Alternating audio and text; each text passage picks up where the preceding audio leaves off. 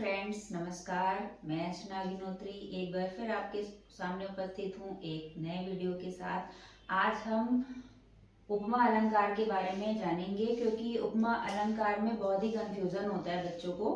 तो आज उसके बारे में समझते हैं ये क्या है।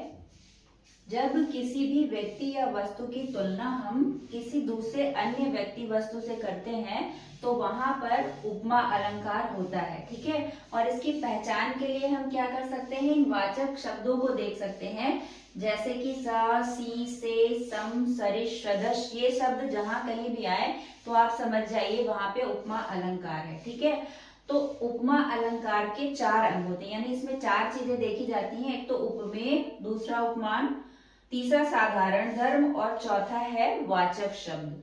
तो उपमेय और उपमान क्या होता है इसको भी समझते हैं।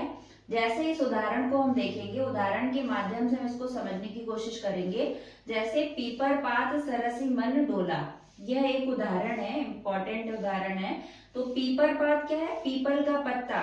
ठीक है, पीपल के पत्ते के समान मन की जो स्थिति हो रही वो यहाँ पे बताई गई है।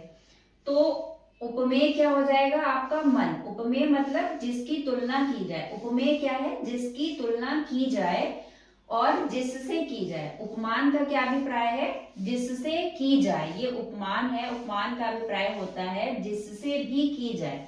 तो यहाँ पर मन की तुलना किससे की जा रही है, पीपल के पत्ते से। तो पीपल का पत्ता क्या हो गया, उपमान। ठीक है, और वाचक शब्द आपका क्या आ रहा है यहाँ पर, सरसी, मतलब समान। ठीक है, और जो डोलना है ये क्या हो गया, धर्म, यानी कि ये जो गुण है उसका वो आपका साधारण धर्म में आएगा।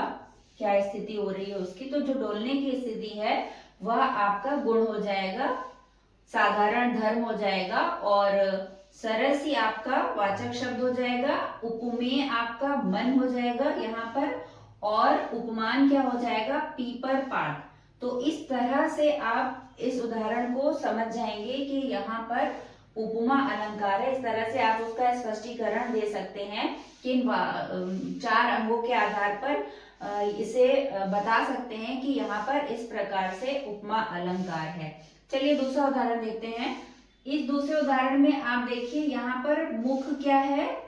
जब आपको पता होगा कि उपमेय उपमान किसे कहते हैं तो आप आसानी से समझ जाओगे, बता भी सकते हो कि कौन सा यहाँ पर उपमेय है, कौन सा उपमान है। ठीक है, तो मुख है यहाँ पर उपमेय, क्योंकि मुख की तुलना की जा रही है, किससे की जा रही है, चंद्रमा से की जा रही है। तो चंद्रमा हो जाएगा आपका उपमान।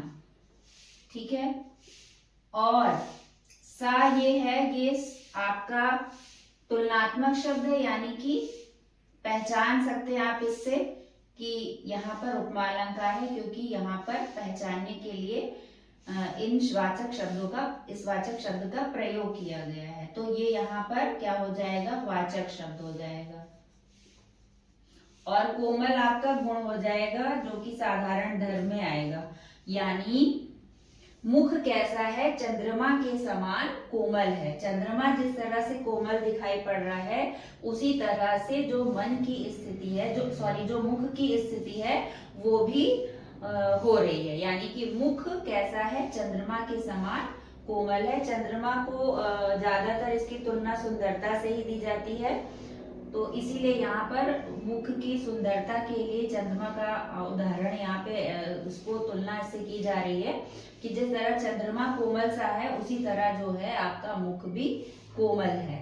तो इस आधार पर आपने समझा होगा कि उपमा अलंकार क्या होता है, और इनको हम वाचक जो शब्द हैं, इनके जो चार अंग हैं, उनके आधार पर आप इसको समझ सकते हैं कि किस आधार पर उपमा अलंकार है। ये बहुत ही सिंपल साधारण है। आई थिंक अब आपको कोई भी इसमें डाउट या कंफ्यूजन नहीं होगा। Thank you so much.